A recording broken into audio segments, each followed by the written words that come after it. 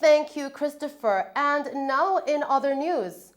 Minister of Local Government and Rural Development Desmond McKenzie yesterday blasted the opposition party-controlled Westmoreland Municipal Corporation, WMC, for its failure to complete its share of work on the almost $50 million parish infirmary, even after funds were provided.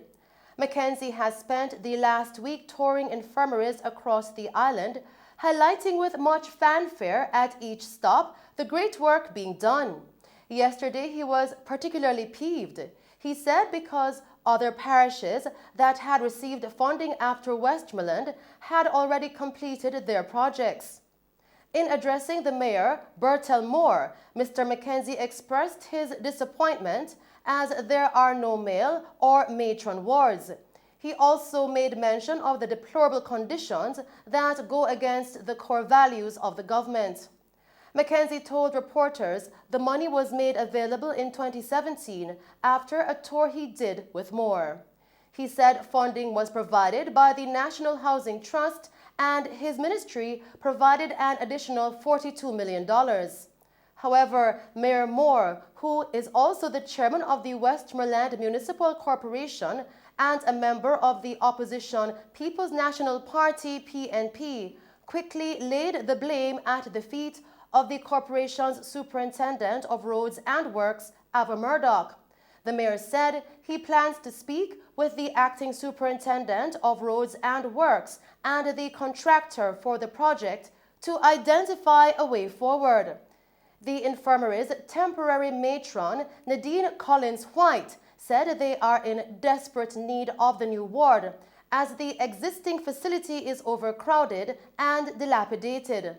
The male ward houses 42 residents and the female ward has 27, she said.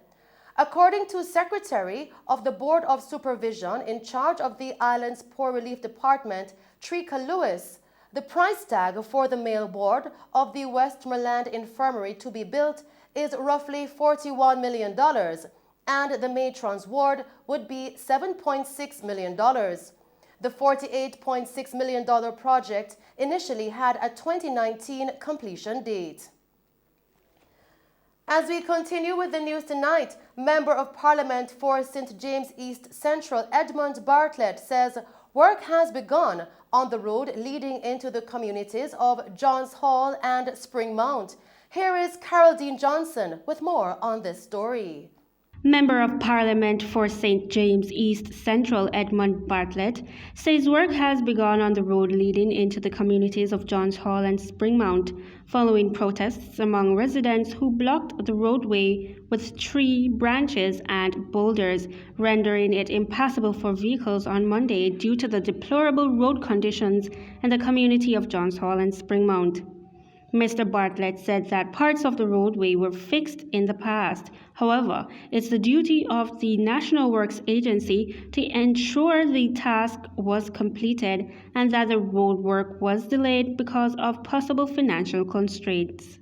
The entire road area from Fairfield to Point has been on the list for repair for years, and they have done a little bit here and a little bit there.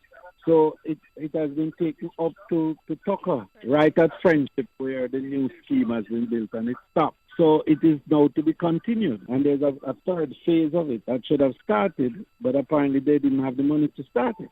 An area of it was clarified and not finished. So it really is the NWA, and the Ministry of Work. Meanwhile, Mayor of Montego Bay Leroy Williams says the protest on Monday was sparked from years of complaints from residents and had now reached the breaking point. My understanding is that persons have been complaining for quite a while of the bad conditions of the road. So I think over the period of time, the situation probably becomes unbearable, and they probably decide to do it that way. Reporting for Mello TV News, I'm Carol Dean Johnson. Thank you, Carol Dean. And that's our news package for you tonight. Thank you for tuning in to Mello TV Evening News at 8. I am Shelley Ann Hill. Stay safe and pleasant viewing.